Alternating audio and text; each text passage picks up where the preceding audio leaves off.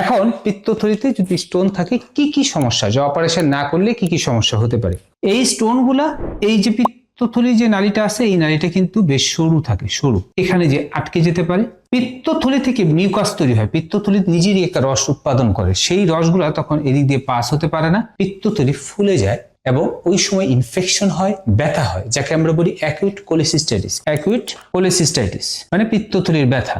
এই পিত্তথলি তখন acute infection হয়, পিত্তথলিতে ব্যথা হয়। কোনো কারণে যদি এই পাথর পিত্তথলি থেকে পাস হয়ে এই যে পিত্তনালী, এই নালী দিয়ে আসলে পিত্তনালীর যে শেষ অংশটা, ওই অংশটা খুবই সরু, ওই জায়গায় সাধারণত ওই পাথর এসে আটকে যায়, পাস হতে পারে না। তখন এই লিভার থেকে যে পিত্ত রসগুলো তৈরি হয়, এই পিত্ত রস এই নালী দিয়ে আসতে পারে না, এখানে এসে বাধাগ্রস্ত হয়, পিত্ত রস পাস হতে পারে না।